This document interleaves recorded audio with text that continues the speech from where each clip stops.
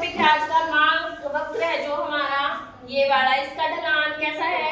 ऋणात्मक। तो ये क्यों होता है ऐसा? प्राइस में और क्वांटिटी में नेगेटिव रिलेशन है, इसके कारण इसका ढलान कैसा होता है? ऋणात्मक होता है। तो ये पूछा गया है, इसने ये क्वेश्चन रेज किया है कि ऐसा क्यों होता है। तो इसके कुछ पॉइंट्स हैं कि जो रिलेशन बताते हैं प्राइस में क्वांटिटी में कैसा रिलेशन होता है? नेगेटिव। तो पहला पॉइंट है घटती सीमांत उपयोगिता का नियम। सीमांत जो शब्द है उसका मतलब मैंने बताया था छेद, जिसको हम इकोनॉमिक्स में इस ट्रायंगल के साइन से डिनोट करेंगे। उपयोगिता क्या होती है? उपयोगिता किसी भी वस्तु का वो गुण जिससे हमारी आवश्यकता की संतुष्टि होती है, यही बताया था। जो भी चीज हम यूज करते हैं उसकी हमारे लिए कोई इंपॉर्टेंस होती है, कोई वैल्यू होती है, उसी को हम इकोनॉमिक्स की भाषा में, अर्थशास्त्र की भाषा में उपयोगिता बोलते हैं।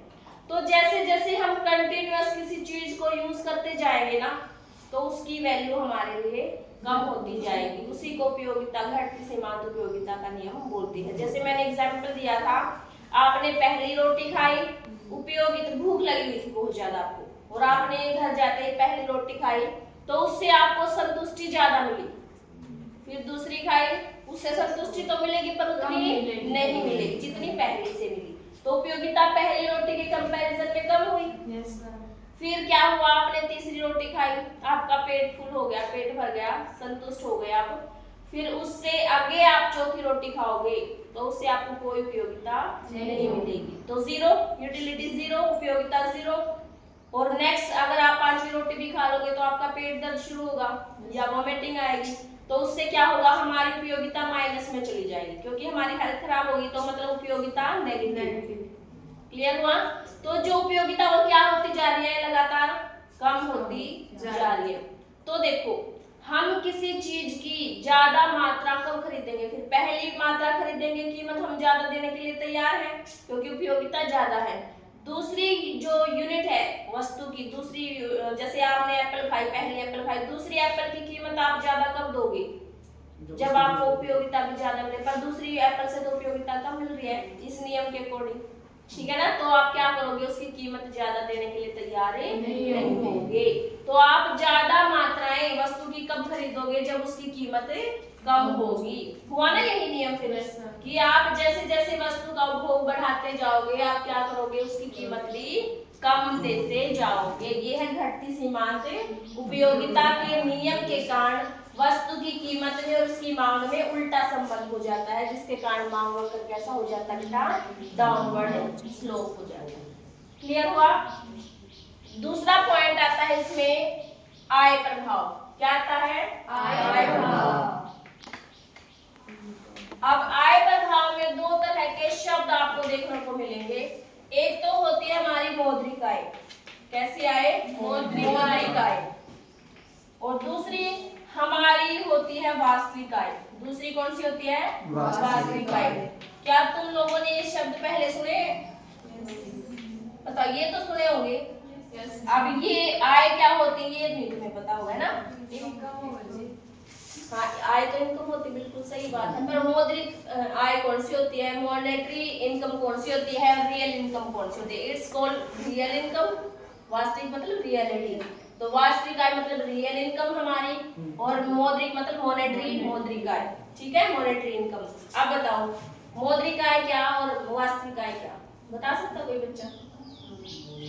सुनो, मौद्रिक मतलब जो हमें पैसे के रूप में मिलती है। जैसे मैं यहाँ जॉब कर रही हूँ तो मेरे को पैसा मिलेगा, तो वो मेरी कैश वैल्यू मतलब मौद्रिक आय जो पैसे के रूप में मिली।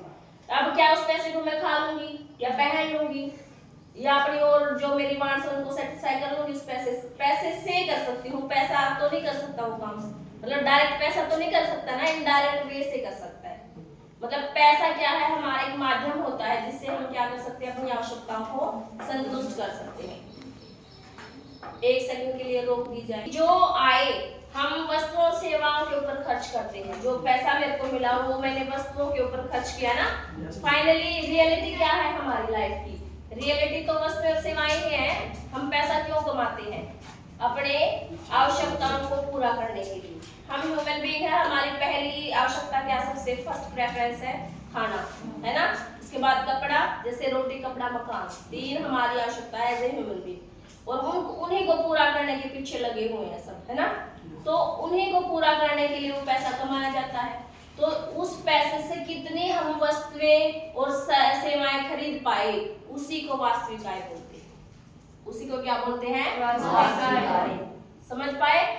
इस पैसे से कितनी हम वस्तुएं और सेवाओं खरीद सकते हैं। किसी की इनकम ऐसा तो नहीं सबकी इनकम बराबर है, किसी की ज्यादा है किसी की कम है। जिसकी इनकम ज्यादा है वो ज्यादा सर्विसेज लेगा, ज्यादा सुविधाएं लेगा, ज्यादा वस्तुएं खरीदेगा। जिसकी इनकम कम है वो कम खरीदेगा। खरीदेंगे तो सभी। तो वास्तविक आय किसकी ज्यादा होगी? जिसकी मौद्रिक आय ज्यादा होगी। समझ आया? वास्तविक आय जिसकी ज्यादा, किसकी ज्यादा होगी? जिसकी मौद्रिक आय ज्यादा होगी। कौन ज्यादा वस्तुएं सेवाएं खरीद पाएगा? जिसके पास पैसा ज्यादा होगा। यहाँ इस चीज को केवल ये प्रभावित नहीं करती, एक और चीज है जो इसको प्रभावित करती है। कई बार दो लोगों की ये इनकम तो बराबर है पर कीमतों में फर्क आ जाता है, वस्तु की कीमतों में फर्क आ जाता है। और वो ही जो कीमत है, प्राइस लेवल है, वो क्या करता है? प्रभावित करता है किसको? हमारी वास्तविक आय को। इसको प्रभावित करता है ये डायरेक्टली वास्तविक आय को। इसको तो नहीं कर सकता, ये तो जितना कमा रहा है, जो कमा रहा है। वास्तविक आय को कैसे प्रभावित किया? अगर कीमत बढ़ जाए किसी चीज की तो क्या हम पहले जितनी चीज खरीद पाएंगे? इस मान लो मेरी इनकम, सपोज करना मेरी इनकम, वही सेब वाला एग्जांपल, 100 रुपए है। मेरी इनकम कितनी है? 100 रुपए। और सेब की कीमत थी 100 रुपए पर केजी। सेब की कीमत कितनी थी? 100 रुपए पर केजी। कितनी सेब खरीद पाती थी मैं? 1 किलो, 1 केजी। अब प्राइस ये वाली चीज बढ़ गई, कितनी हो गई? 200 रुपए। सॉरी, ये तो इनकम है। इनकम अब भी कितनी है? 100 रुपए ही है मेरी, पर ये जो प्राइस है वो कितनी हो गई है? 200 रुपए केजी। अब कितनी सेब खरीद पाऊंगी मैं? आधी किलो। क्या पहले जितनी खरीद पा रही हूँ? कम हो गई ना? क्या मेरी मौद्रिक आय कम हुई है? क्या हुआ है? ये चीज बढ़ गई है, प्राइस लेवल क्या हुआ है? बढ़ गया है। इसके कारण मैंने क्या किया? अपनी जो वास्तविक आय थी उसको घटा दिया। घट गई ना मेरी वास्तविक आय, किसके कारण? कीमत बढ़ने के कारण। तो जो रियल इनकम का फॉर्मूला होता है बेटा, वो होता है, देखो, रियल इनकम RY से डिनोट करेंगे। इनकम को हम हमेशा इकोनॉमिक्स में Y से शो करते हैं। Y मैंने बताया था डिमांड फंक्शन में भी। RY मतलब रियल इनकम किसके बराबर होती है? मॉनेटरी इनकम, मौद्रिक आय बटे में प्राइस लेवल। P मतलब प्राइस लेवल, कीमत स्तर।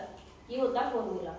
कीमत जैसे जैसे बढ़ेगी वास्तविक आय वैसे वैसे कम होगी। कीमत जैसे जैसे कम होगी वैसे वैसे वास्तविक आय बढ़ जाएगी। मान लो यहाँ मैं दूसरा एग्जांपल ले लूंगी, इसी से बता दूं।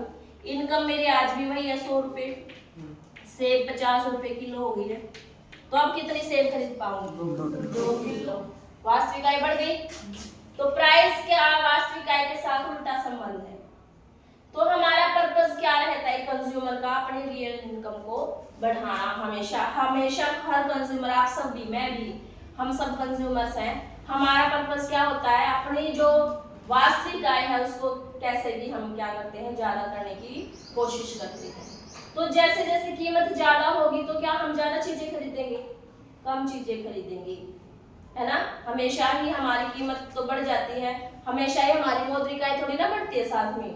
तो हम क्या कर देते हैं? अपने खर्च को, बजट को मेंटेन करने के लिए जो कीमत बढ़ी है जिस चीज की, उसकी मात्रा को कम खरीदना शुरू कर देते हैं। पहले 1 किलो सेब खरीदते थे, अब आधी किलो कर देंगे। यही होगा ना। तो कीमत बढ़ने पे क्या हुआ? मांग कम हुई। कीमत बढ़ गई और मांग कम हो गई। समझ आया? तो ये होता है आय प्रभाव के कारण। आय प्रभाव के कारण प्राइस में और क्वांटिटी में कैसा संबंध आ जाता है? उल्टा।